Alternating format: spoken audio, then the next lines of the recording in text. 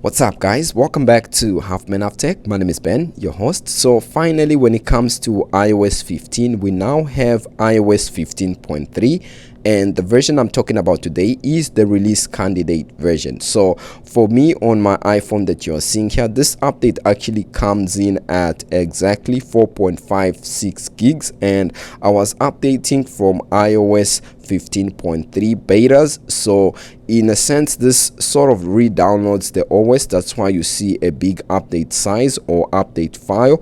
And for now, let's just update our device and we'll be able to see what are the new features or new changes that came with this software update. But in the meantime, this is not all that Apple released today. In fact, if we were to go to the Apple developer page and see some of the other updates, you can see that it's been a busy day for Apple. They actually released macOS 12.2 RC.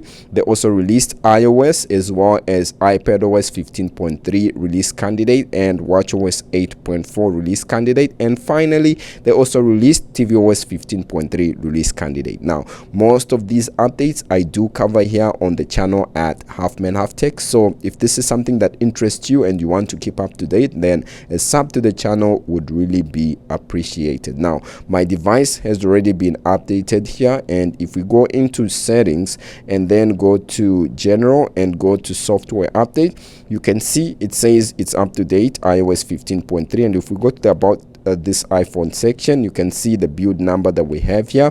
It's 19D49. So that has been updated from the previous beta that we came from. And if you see the modem firmware version, it's 5.01.01. So nothing has changed for me for my device coming from the previous beta that I was on. So in terms of new features and new changes that have been addressed with this update, the first one has to do with the wallet app, and it seems like this iOS 15.3 contains or at least references some code that you soon be able to add an Apple digital ID to your wallet app. And so far it seems to reference the United States. That's how it usually happens, and then it branches out. So that is something that is referenced but not fully supported in this update. The second thing that has been updated with this update has to do with child protection. So to be specific, we're talking about communication safety in messages.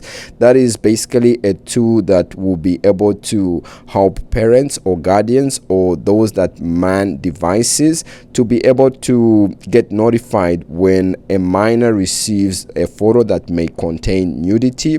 This is not CSAM where Apple is continuously scanning your pictures. It's just communication safety messages, and it's meant to protect minors or children. And so with this update, there's basically been minor wording changes, and you can see that it's supported from iPadOS and iOS 15.2 and later. So this iOS 15.3 is supported, and just minor wording changes, complicated terms have been simplified with this update. So nothing much. And also, if you listen to a lot of podcasts or read some news articles and you are not being able to see your favorite or your following articles show up when you go to follow, then with this update that issue has been resolved rather. So that is something that's good.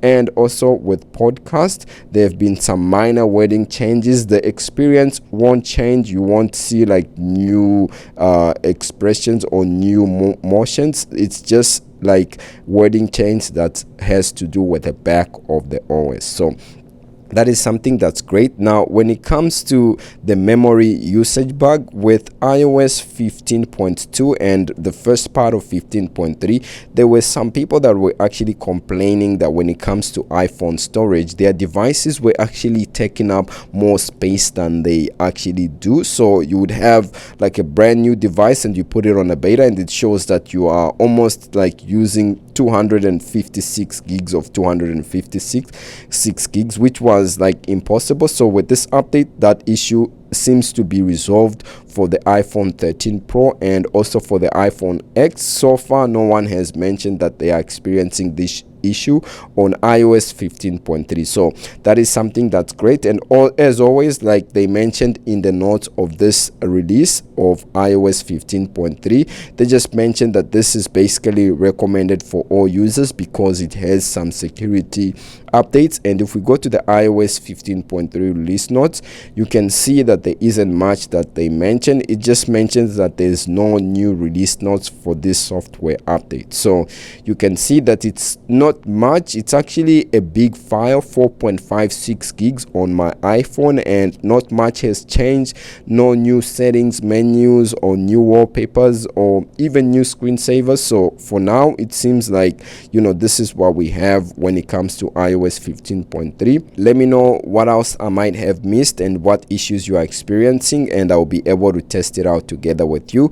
And when it comes to when to expect this update, I would expect it next week, so between the 25th to the 27th of January 2022. That's when I expect this update to be released officially. And if you were like experiencing some of the podcast or news bugs, or even want to see what are the changes in like the child safety communications, you'll be able to see that with iOS 15.3. Now, other than that, guys, that's about it for me.